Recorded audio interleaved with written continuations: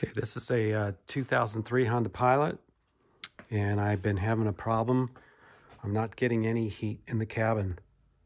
So I've got some things I'm going to try here and see if we can get this problem fixed.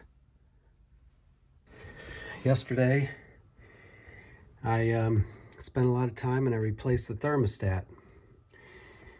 You can probably see it down in there. Down in this hose right here. This hose right here.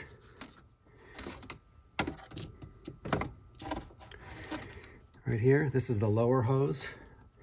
I pulled all that out, pulled the thermostat out, and there's my thermostat I pulled out. What I found out after I put the new one in, I took this one out and I thought, I'm going to test this. And so I tested it, and I'm going to show you what that looks like in a minute. And what I found is that this one still worked. It was not frozen. But I'm not going to drain the radiator and go through all that again. So I'm going to leave the new one in, and I'm going to see if this little fix I just did fixes the problem. So this was the problem. This is the heater control valve. You see that little screw right there? That regulates how much water goes to your internal heater, and if that screw is loose, the water will not go inside the cabin, and therefore you will have no heat. So this is what you need to do.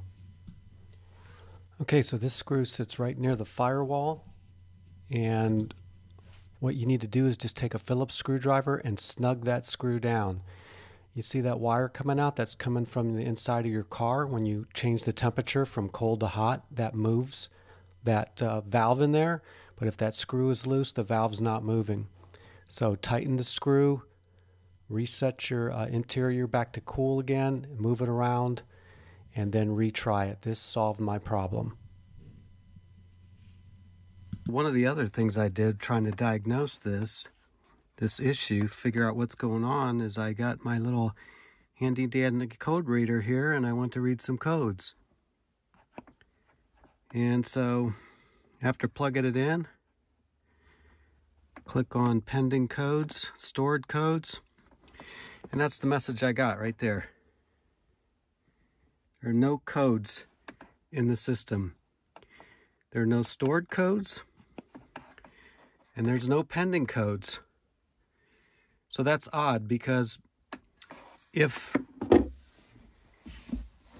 my thermostat was open, the engine would run too cool, I should get some code. And if the thermostat stayed closed, I should get a code that the engine was running too hot. There's no codes. There was no engine check engine light. So that was another clue that something wasn't right, that maybe it just wasn't the thermostat. So now I'm going to show you how to diagnose this. So one of the first things you should do, if your main heater is not working, you're not getting heat, but your gauge is not showing that it's overheating, and you're not getting any error codes when you check it with an ODB meter, the first thing you should do, instead of changing your thermostat to see what it is, come to the back heater. This operates off a little different system, and see if you get heat out of this one. If this one is producing heat and that one's not, then the fix is what I showed you. That little screw on the firewall in the engine compartment is just loose. All you have to do is tighten it. If this one doesn't work and the front one doesn't give any heat, then it's most likely your thermostat. But this fix here will save you a lot of time and money and frustration. So now I'm happy to report, with that little tightening, that little screw fixed everything. I've got plenty of heat, as you can see through my gauge here. All the numbers are good. The operating temperature is good. I'm getting really good heat, and I think everything is fixed. Just that one little screw. I did all that work, and I could have just tightened that one little screw. So I hope this helps you. I hope this saves you a lot of time.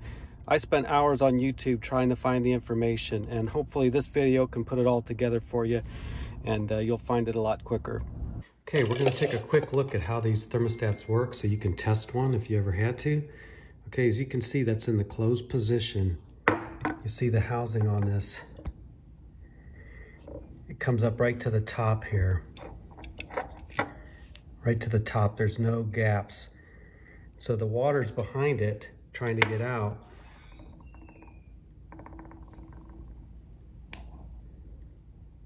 But it's closed, so there's no water that can come out of that. So what I'm gonna do now, I'm gonna put it in a can here. I'm gonna put boiling hot water on there. I'm gonna put a lid on it so it gets hot just as it would in the car, and you're gonna see how this thing actually works. If it doesn't move at all, it's not working, it's stuck. Okay, what I'm gonna do now is I'm gonna add some nice hot boiling water to this, and I'm gonna fill it up. You can see that plunger on the top there is fully closed, right? Okay, I'm gonna fill it up. Now I'm gonna cover it with a pan. Sorry, the pan's a little bit dirty. And we're gonna wait 1 minute, and then we're gonna come back in 1 minute and see what it's done. Okay, it's been 2 minutes, a little over 2 minutes, so I feel like I'm cooking here. Now let's see what we got here. So I'm gonna have to take this off the stand here and show you a close-up. You see that little gap right there? Where the plunger is? See that little, where you can see through it? That means the plunger's moved down, and that's what they're supposed to do. When they heat up in the car, when the engine reaches a certain temperature, that little plunger, you see it right there, goes down. And you see the little gap between them there? That's where the fluid flows out into the radiator to get cooled. And now when this plunger cools, you'll see, I'll come take another shot of it. You'll see that plunger will come back up and seal, and that lets the water stay in the engine so the engine can operate at the correct temperature. Okay, so I waited just a few minutes. As you can see, the gap is gone. The plunger has come back up and sealed, and this would be the thermostat in the closed position. Do please hit that like button. I really appreciate that. And also please hit the subscribe button for access to when our new videos come out. We'd love to have you as part of our group. That's all for now. Thanks for watching. See you on the next video.